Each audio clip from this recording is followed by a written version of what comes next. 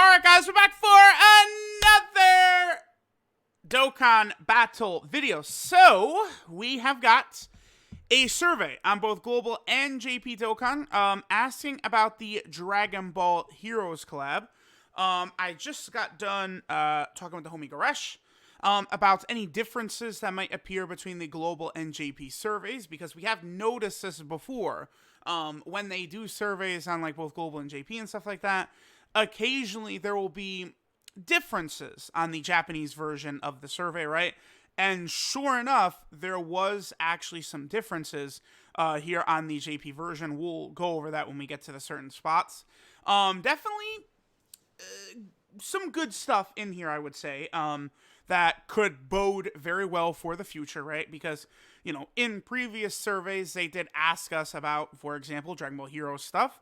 And then, sure enough, Dragon Ball Heroes, like, events came out, right? Because previously, it was like they would just, like, release Dragon Ball Heroes units for many years on Global. Global never got the Dragon Ball Heroes units. Finally, the characters were implemented on Global after the Switch game came out, right? So, with all that having happened, I think chances are good moving forward in the future that we're going to continue to see the Dragon Ball Heroes units released on Global and potentially get into the really goofy stuff like, you know, Baby Trunks and Golden Great Ape Gogeta and stuff like this. All right, so let's go through the Global survey. When we get to the portions that are different, I will talk about what Gresh said, right? I'll just go ahead and answer this legit, whatever. How often do you play Dokkan? I have been playing since before. Picked it up when the campaign began. Started playing for the first time after it began. Okay, all right, so we'll go to next. I believe most of this... Okay. Okay, here's what I would say in terms of content for this celebration. I actually thought it was fine. For specifically the Dragon Ball Hero celebration, I mean, they definitely could have, like, easy-aid maybe, like, the Super Saiyan 3 adult Gotenks or something like that, right?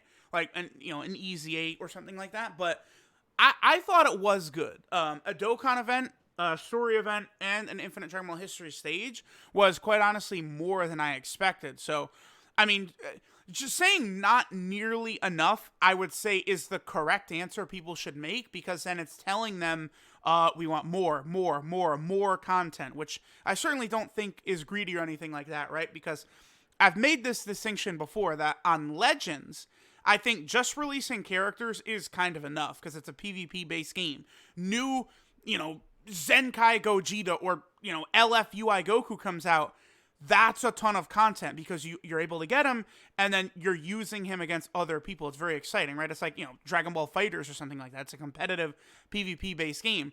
Whereas in Dokkan, we need stuff to use the units on because there's no PvP. And again, for the 1000th time, I do think PvP would be very bad for Dokkan. We just saw Naruto Blazing get a shutdown notice literally yesterday. And I was playing Naruto Blazing before PvP was implemented. When PvP was implemented, it was like, whoa, this is like far and away the best gacha game, right? Like, Dokkan was still my main back then, but it's like Blazing was just incredible.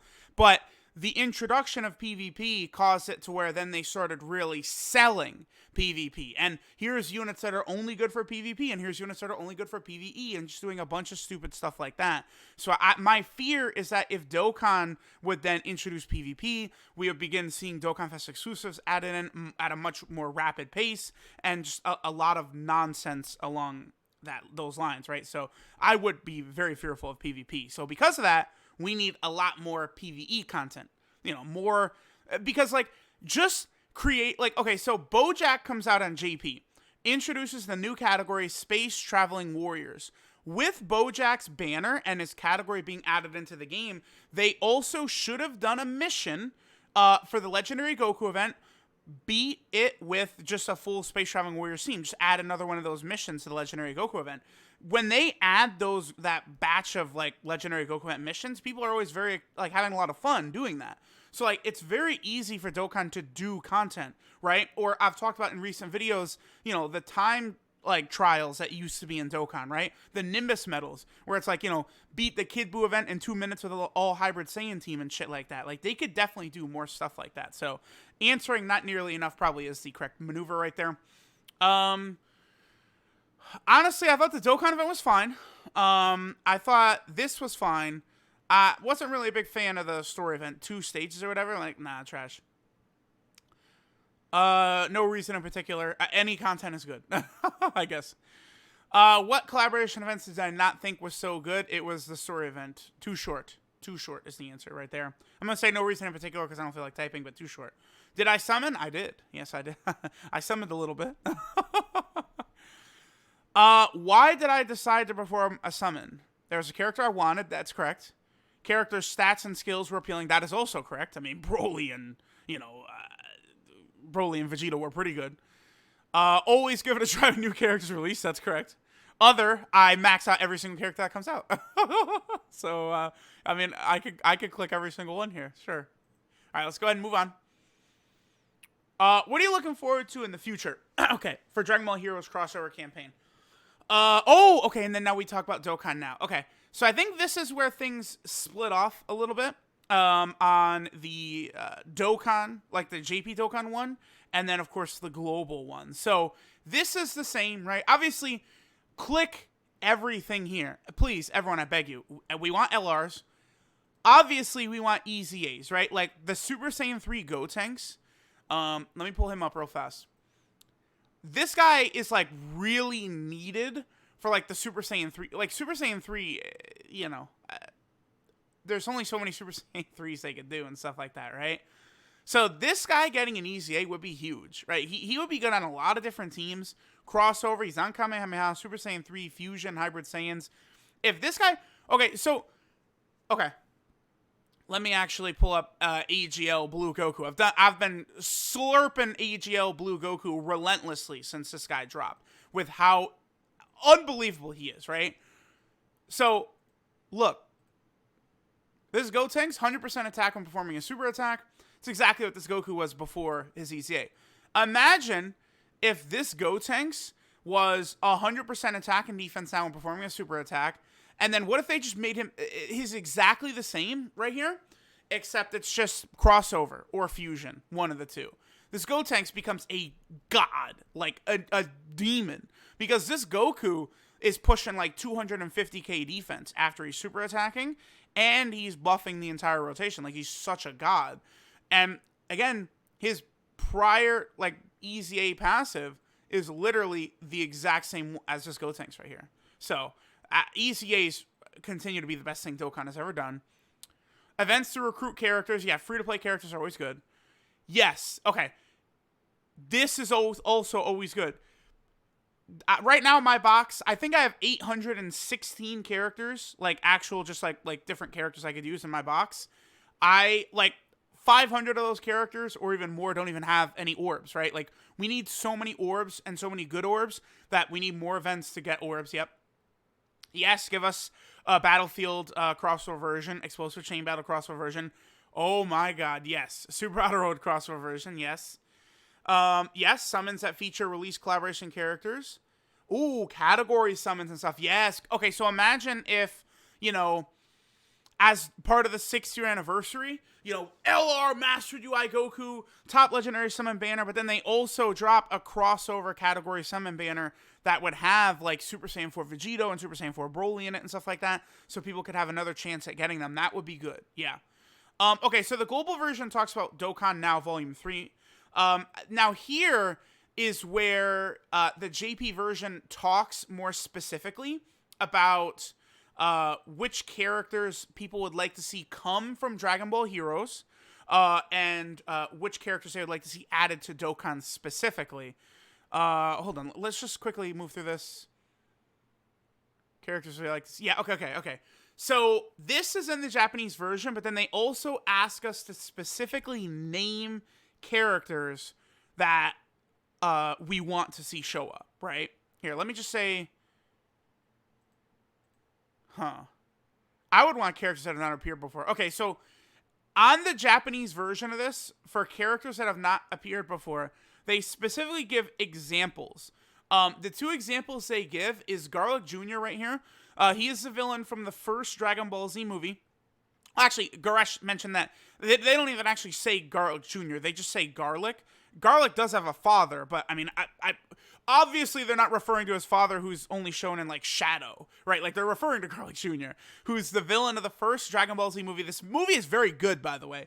Like the arc, the Carly, like they bring him back for a saga, an arc in between the Frieza saga and Trunks showing up, and it's not great.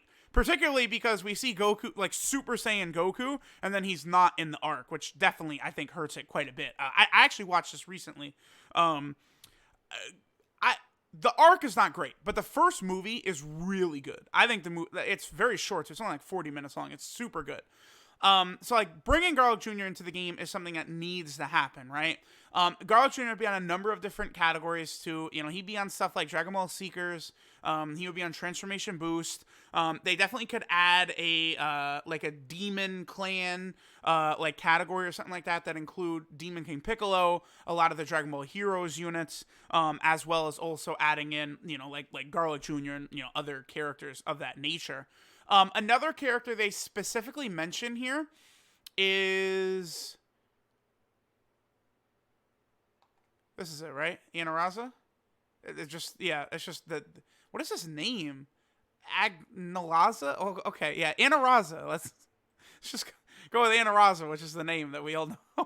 What? Agnalaza? Is that what the dub called him? Like, what the hell? I've never seen that before. Okay. But yeah, they specifically mentioned Anaraza. Now, Anaraza... was very powerful to the point where, like, what was it, like, Blue Goku, they actually might have a screenshot in here, would they? Yeah, but, like, Blue Goku, Blue Vegeta, Ultimate Gohan 17, and Golden Frieza all, like, team up to take down Anaraza, right? So he's super powerful, would be a nice buff for the giant category team, so it's definitely something that would be good to show up, right? Now, in particular, they actually, like, characters in Dokkan, most of the characters in the series are correctly represented. It's just... like most of the characters from the first two movies, they're like, Dr. Willow, of course, is the main villain from the second movie. They also have to get him in there. I don't know, is Avocado, is this guy, I think, is an enemy in the quest mode, but like, they could definitely get a version of him. Then there's, the goofy stuff like God Broly, which is from that movie. God Broly also is a boss in Dragon Ball Heroes, Gresh showed us. Obviously Anaraza. Now, as far as the Tournament of Power goes, there's 600,000 characters in the Tournament of Power that are not, like, represented in game. Like, Belmont or Vermoth or whatever you want to call him, he definitely, I think, should have, like, at least a TUR or something like that. All the Gods of Destructions and Angels, all these different characters from all over the place. Dr. Rhoda is Garesh's favorite character, although they ruined the joke by showing that he does magic in the manga, but whatever. But like, all these different types of characters could be added. There's a lot. And then like the Red Ribbon Army saga, right? You have like General White, Colonel Silver. I don't know, like, these characters are probably not going to be summonable characters, but they certainly should be more heavily represented in the game, especially because Dragon Ball is the roots of the series, right? So it is good that they're specifically mentioning, like, Garlic Jr. and Araza, characters that were not, like, shown in-game thus far, right? And of course, the Tournament of Power is so freaking hype that, obviously, they're going to continue to go back to that over and over and over. Also, by the way, the fact that they name Anaraza here does show that Anaraza is like 99.99999% not going to partake in the 6-year anniversary, which is literally next month now. So, obviously, they already have everything completely planned out, done, finished, all that stuff for the 6-year anniversary. We just saw them add data into the game as well, right? With, the revival mechanic and stuff like that, which is obviously, I think, going to be related to the 6-year anniversary Dokkan Fest LRs, probably Evolution Blue Vegeta, and LRUI Goku with the revival mechanic, which is going to be awesome. Again, on the Japanese version of the survey, they do specifically ask about characters that, like, in Heroes that people would like to see, but they didn't ask that on global, obviously, because, like, Dragon Ball Heroes is not a thing, over here in the West. Like, they don't have, like, the arcade machine and stuff like that. Yeah, I'm just gonna put Garlic Jr. I would like to see Garlic Jr. And, dude, they can make Garlic Jr. so good. Make him as good as AGL Boo Piccolo, right?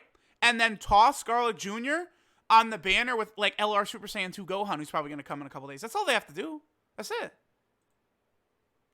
And then we're done. Yeah, my Dokkan battle ID is 655554321767.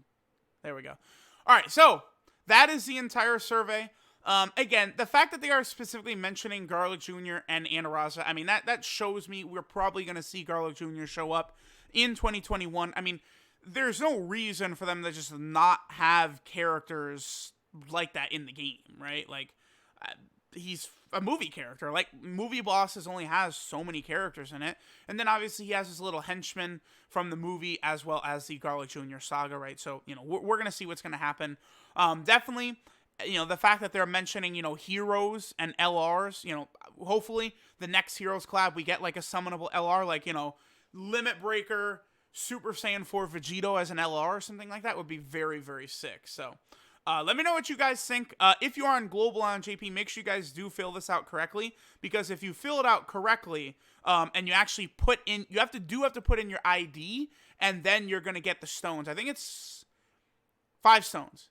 Yeah. You make sure you put your ID in, and then they will know to give you the 5 dragon stones. So everyone, make sure to do this survey. Again, good news potentially on the horizon. I remember they talked about heroes in one of these surveys, and we're like, ooh, we could start to get better stuff. And, they did upgrade from just a heroes banner to now, a Dokkan event, Super Saiyan 4 Vegito is like Mass Saiyan or AGL Tapion. So, maybe next year, or we'll get like LRs or actual Dokkan Fest exclusives, or the Dragon Ball Heroes even added into the general banner pool, which is something that I'm a little bit disappointed did not happen with this year, right? So, let me know what you guys think. Thanks for watching, and I'll catch y'all next time.